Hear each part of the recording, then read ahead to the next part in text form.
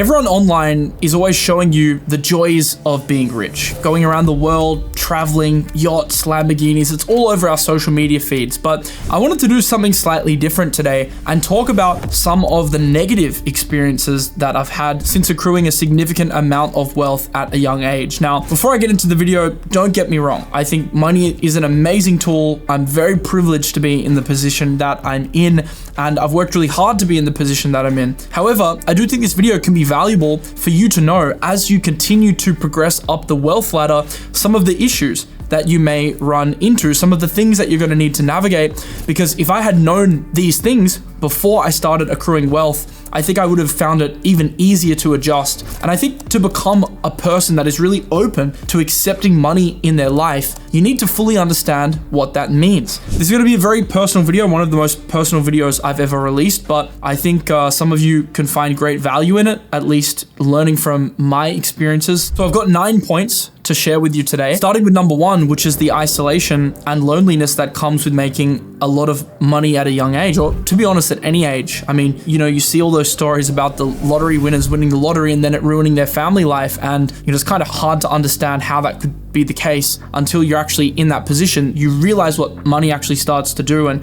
some of the situations it starts to create. So let me elaborate on this a little bit further. I moved to Dubai with no one. So I came completely alone in 2023, and this was on the precipice of what I thought was going to be, a big growth year in crypto. Also at the precipice of me really going into the world further and doing more networking. So I thought Dubai would be the perfect place to be and the perfect place to set up my business. Now, in hindsight, that was the right decision, and I've gained so much through moving here. But in the early days, and even now to some extent, it was extremely lonely. In fact, I don't think I've revealed this publicly before, but the first 3 times I got off a flight from Australia after seeing my family and friends to my Dubai Airbnb, I burst out in tears. Like, this happened multiple times. I would come to Dubai and I would be absolutely depressed because the contrast from being with family and friends in a comfortable and supportive environment to being completely alone in my little claustrophobic apartment in downtown with pretty much no life, no network, and no friends here. That was a really tough experience to go through. And, until I built a network here, until I found my footing, until I made friends here, I found it honestly really, really lonely, and that was a challenge. Now, ultimately, that challenge pushed me to become more of a self-starter, pushed me to become more independent,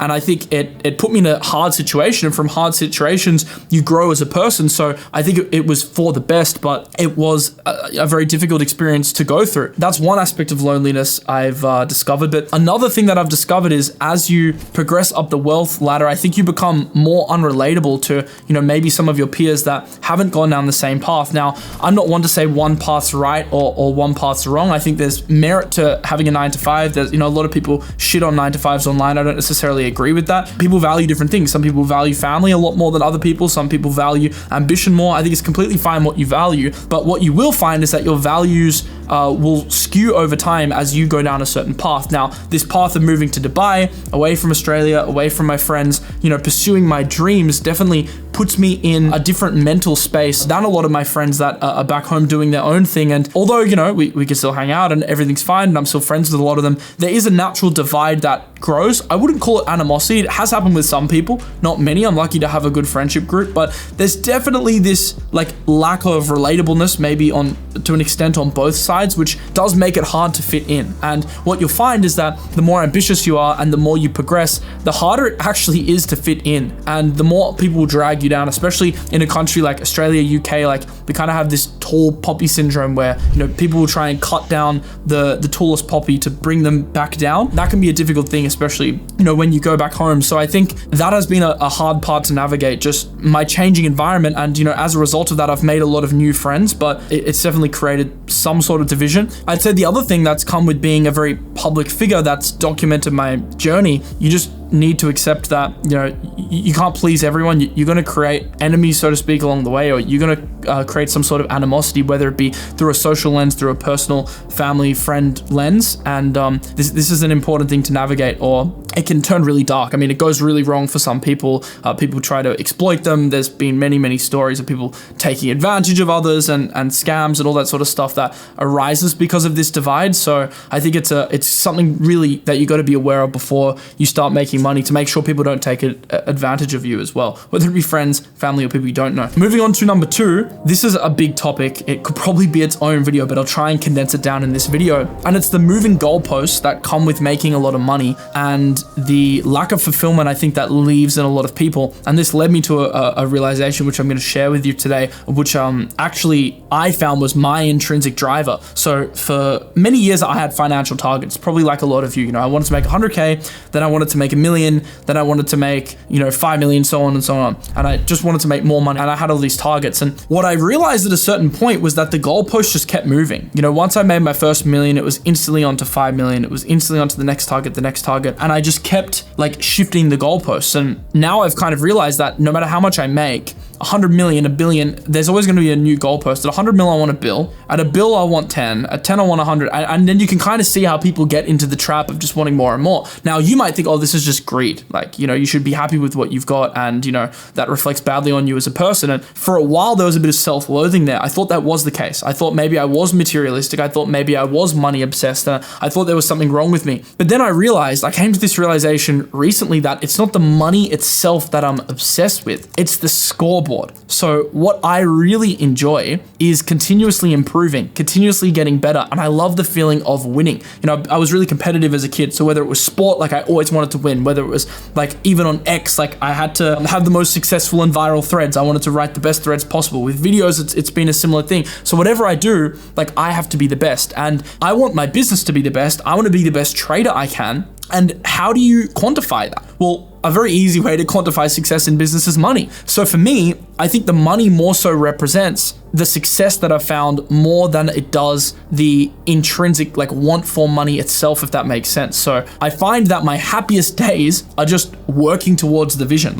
Honestly, I had a great morning this morning, and this morning all I did was plan content. I planned a few videos like this one that you're watching right now. I wrote some tweets. I had some meetings with my team. To me, I'm just as happy doing that. In fact, I'm probably just as happy as I would be on a yacht in France. I said this to my videographer who's behind the camera before. I said, look, if we were on a yacht in France right now, I'd probably be the same level of happiness as like scripting and recording this video, because I love doing this. So I realized that a certain amount of money is never going to make me more happy. Hitting these random arbitrary intrinsic targets are never going to make me more happy. What makes me happy is the process of doing stuff every single day. But you need money or something as the scoreboard to validate you're going in the right direction. So I think for me, money is a motivator from that perspective, but not the intrinsic money itself, because you don't need that much money to retire. This is maybe a conversation for another time. Maybe in the first world, you might need tens of millions if you want to buy a bunch of property and that sort of stuff. But you can retire in lower amounts in third world countries. Depends on the life you want to build. Point number 3, which has been something very difficult to navigate, is the pursuit of greatness versus the allure of comfort. And this became really apparent to me when I went home to Australia over Christmas. I spent Christmas in Oz with my family. We're on the beach. It was, absolutely amazing. And I started to look at the houses and I was like, I could retire in one of those, maybe just buy one, off-ramp some crypto and just chill, think about a family. And I got into that really comfortable mindset, just this little trip that I had going home. What I realized coming out of that trip on the plane back to Dubai was like, comfort actually kind of makes me soft. And I think family is a great thing. I think comfort's a great thing. I think relationships are so important, but you're constantly at odds with, I feel like, relationships. Like I haven't even had a girlfriend because I've just been so busy working and grinding that's a part of my life which I've shut out, because it's like so daunting to me to think about investing that much time when like I want to put all my energy towards this other thing. So I found it really difficult to kind of balance that, comfort versus pursuit of greatness. And honestly, I end up picking the latter. Like most of my decisions are around optimizing for the business, because I feel like I'm in a season of my life where I'm 24, turning 25 this year. I think I can really set some strong foundations and really achieve some personal goals of mine before 30. So I don't want to lean too much into comfort, but it does become a difficult life because you've got to make some really tough choices.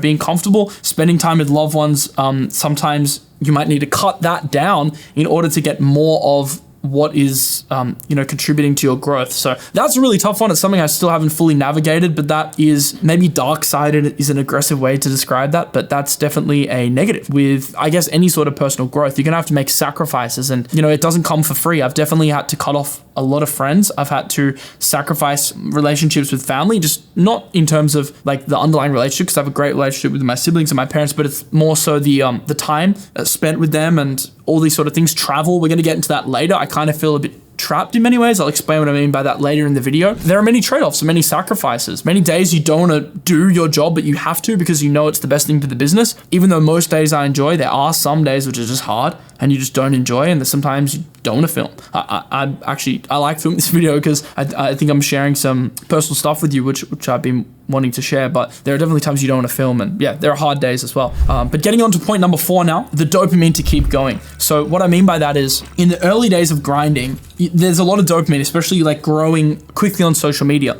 Like I remember when I hit 100,000 on Twitter, 200,000, 300,000, there was this really like strong desire to grow and keep putting out content because I was going to keep growing and growing and growing. I realized I reached a point recently when I was looking at my statistics that my X growth had slowed down. Now, even though I think the quality of my content's probably better than ever, I realized that I wasn't hustling with the same intensity that I once was on X. And this isn't just relevant to X, it's also relevant to other assets of life. I feel like I didn't have the necessary dopamine to keep going and pushing out all this content because the incremental gain of like 1,000 followers relative to my 600,000 is so much smaller than what 1,000 followers was at 10,000. It was a 10% increase, right? So as you grow bigger on social media, it's actually harder to find the motivation to keep going. And I think a lot of people find the same thing with money. It's the silk pajamas effect of like becoming too comfortable and kind of becoming, happy with what you've achieved. And I think although at some point accepting that, what you've achieved is enough, that can be a great thing. I think for a lot of people, it can also limit them if you do it too early. So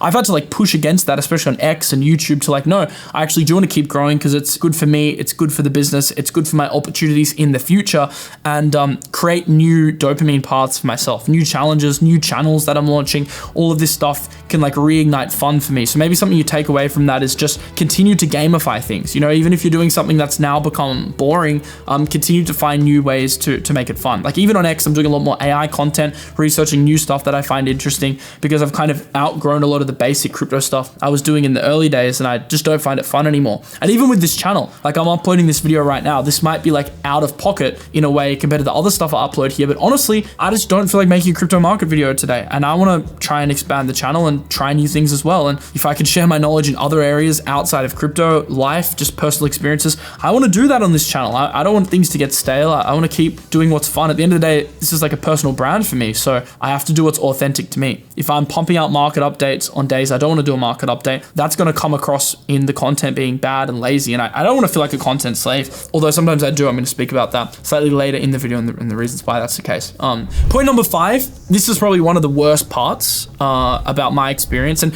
you'll notice a lot of these aren't about the money. Like this isn't necessarily the dark side of making the money, because being a millionaire in itself doesn't cause these things, but what does is the pursuit of making millions. Because the thing is, the type of person you need to be, the type of sacrifices you need to make, the type of lengths you need to go to become a millionaire, especially at a young age, these things create a lot of stress in the interim. So this leads me into point number 5, always on anxiety loops. So I have like generalized anxiety, and I think it's gotten a lot better in recent times because I'm doing things I actually like these days. But during periods of extreme business stress, I definitely find my anxiety gets heightened. I mean, even there was a period today, because it's not, people that have anxiety will understand, you don't necessarily have it all the time. People with like generalized anxiety, they'll have like a slightly higher baseline throughout the day, and I definitely feel like I have that, but then there'll be certain periods where it's much worse. Like for example, I had a great morning this morning, literally this morning when I wrote this video, did some scripting. In the afternoon, I started to get a bit anxious. I don't know why, I can't really explain it, probably because I knew I had to do a bunch of stuff later in the day,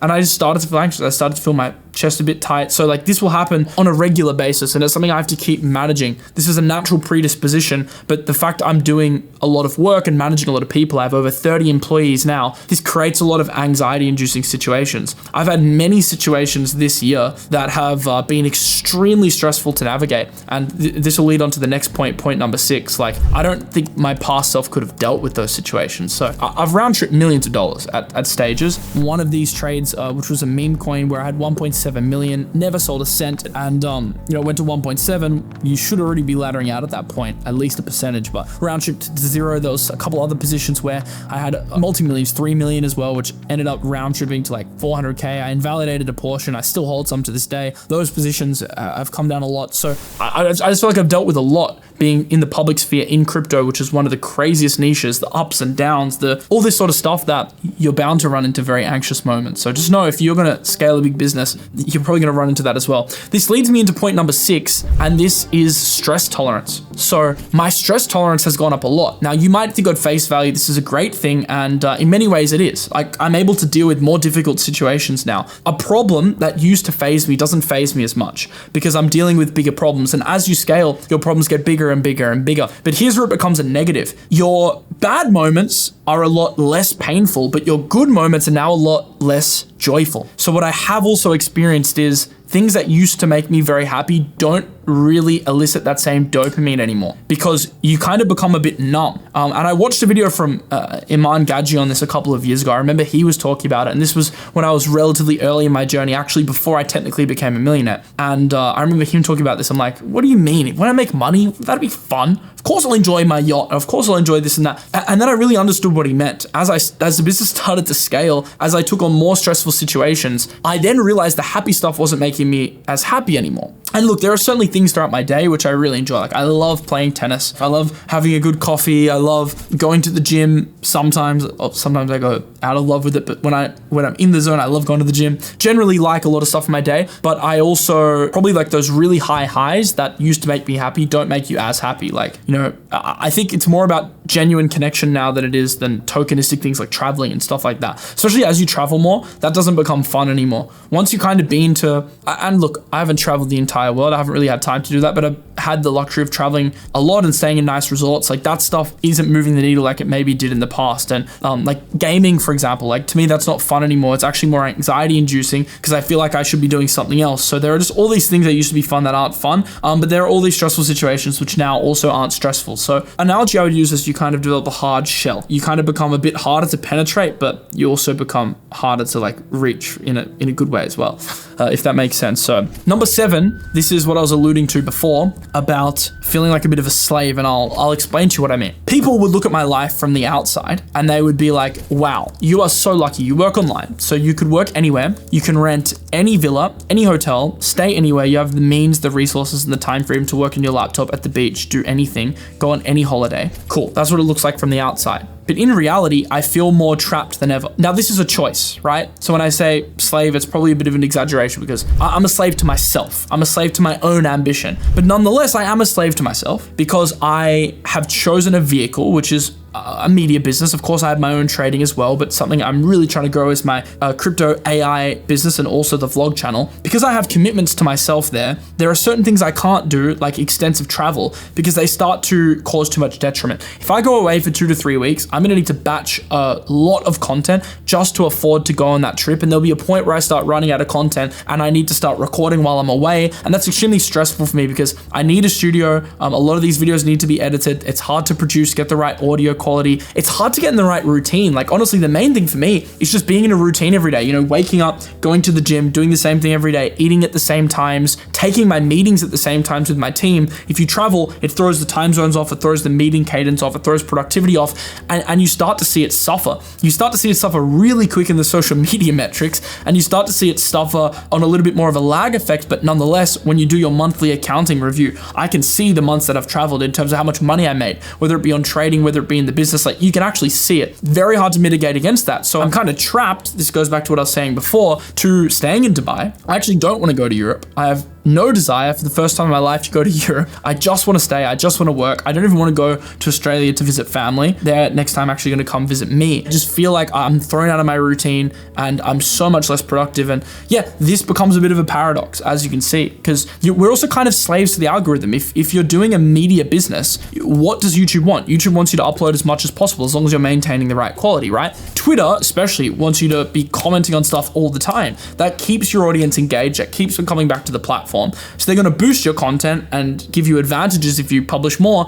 and they're going to deboost it or give you disadvantages if you post less. I've noticed after a 2 to 3 week break, my YouTube views are well down, my X views are well down. So you constantly feel this pressure, this anxiety in the background you need to keep making more content in order to feed the machine. And this is what leads to those feelings of like being a content slave. Now, once again, not complaining because I've done it to myself. It's my choice and I get so much benefit from this and I generally enjoy doing it. But there are times where it's like, wow, it would be nice to travel, it would be nice to relax, and I feel like I can't. Maybe I'm doing that to myself. Maybe a few week break wouldn't hurt that much, but I feel like it does. And as long as I have that feeling, I'm probably not gonna do that. So it does create this paradox, and you'll notice this as well if you decide to scale a business, no matter what scale. In the early days, you're grinding more than ever. So you're gonna feel like more of a slave than ever in the early days, because you're like trying to squeeze out your very limited budget on the maximum output that you can. And before you're in a great financial position to delegate and offload and hire more people and get more resources, you're doing a lot of the legwork yourself. So in the early days, there's like no substitute for aggregate output. You're just like doing more and more and more. Like if you're in social media, you might be editing your own videos, scheduling your own posts, because it doesn't make sense to outsource that. So it's gonna be even harder for you in the beginning. In theory, it should be easier for me now, but I feel like I keep hiring at such a pace that I'm scaling quicker than I'm able to adapt. So I could have kept doing the same thing I was doing 2 years ago, and I could be chilling right now. Because really all I was doing in the early days was tweeting and doing a YouTube video a day. Like I can manage that probably in 1 to 2 hours now because I've become more efficient. But now I've introduced all this other stuff. Like I'm building AI products. We have the Mars Hike Up Discord I'm very proud of in crypto. I think it's amazing. I have the Telegram group. I have the AI channel. I have the AI Twitter dedicated research page. The list keeps going. The vlog channel. We have a new short form strategy. Like all this stuff I've added, right? So you have two choices. You can take the free time that you get from delegating to chill. And I see some people that just use that time to go and relax. You won't make more money. You'll make the same amount of money, but you'll gain more time to chill. Or you can do the opposite. You can still delegate, still gain that time back, but then use that time to do more stuff. And that's what I've done. So I've delegated more and more and more, but as I free up more time, I keep plugging it with new stuff. And I delegate more, but then I keep plugging it with new stuff. So the business is expanding, my bottom line's expanding, my, overall everything's getting bigger, but that's coming with this feeling of, being more trapped than ever. And when I sit back and think about it too much, it makes me quite anxious. The best thing for me is just every day to keep going, doing what I need to do consistently every day. Because even right now, like sitting back and thinking about everything is making me like, oh, okay, there's like a lot going on. It never stops. I've got threads to review. I've got a monster to-do list. And I've done it to myself, not complaining, but it is something to be aware of. If you want to achieve exceptional things at a young age or at any age, you have to make sacrifices, and this is one of them. And then the final point I want to make, point number 8, is the what's next effect. I think a lot of people, and I've seen this with many friends, especially in crypto, they kind of hit these numbers and they grind towards these goals. Like let's say it's 10 million, and once they hit it, they have this intrinsic hole. Like they just don't know what's next. And you know what? I was kind of feeling that at some point last year a little bit, and that was a difficult space to be in. I hit my targets, I hit some goals that I had, and I was kind of feeling a bit lost. And then this year, I've really fell in love with AI, and that's kind of given me this new like lease on life and lease on content, because now I have all these automated trading strategies and I've got all this amazing content to create, and that's kept me like intrinsically happy again. But I think it's difficult for a lot of people that get in this position of like they hit a goal and you can feel empty. Like a lot of people, I think Jordan Wells, he's quite a popular finance YouTuber, spoke about how he sold his company for multi-millions, and he was like depressed for a period because he's like, what's next? What's next after this? And he's doing new stuff now. I'm sure he's kind of plugged that hole with a new endeavor. But as an entrepreneur, you're going to have moments like that and feelings of like, what's next? And you kind of need to plug them quickly with things you like intrinsically really want to do and really believe in, or it's going to be a tough spot mentally to be in, because a lot of people, they tie their happiness to the amount of money they're going to make. And once they make that amount of money and they realize, well, I'm actually still not happy, that's quite a sinking feeling, because it's like the whole time I thought this thing would make me happy and it didn't. So I feel like I'm almost lucky in a way that I've realized at my age that that's not actually what drives me, and it's the intrinsic like will to win. I'm turning 25 this year. I'm not 23 anymore. I'm 24. The title's probably going to be Millionaire at 23, because that's when I technically first became a millionaire.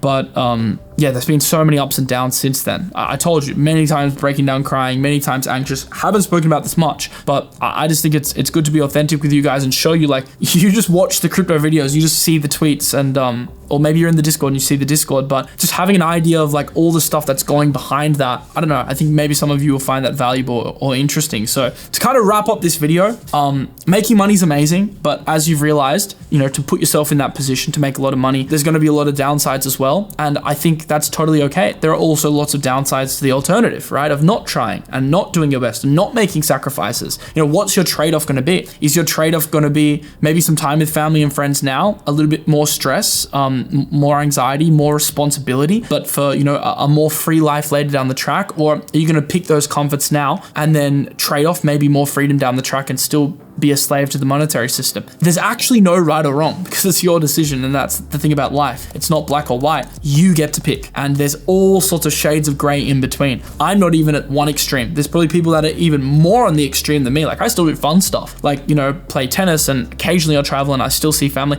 There's some people that probably just lock themselves in a room, don't even live in a half decent apartment, but make a lot of money, and because they just want to like lock in. I've seen people like they sleep on the floor, and that's like even more of an extreme than me. So it's shades of gray. You got to work out what makes you happy, but maybe this video will resonate with some of you. If you do enjoy content like this, if you want more, let me know in the comments below, because I don't do these videos very often, but I wanted to try something like this on the channel and see if you like it. So if you do, let me know in the comments below, and I can do more of these videos in the future. Subscribe if you did enjoy it, and I'll see you in the next one. Peace out.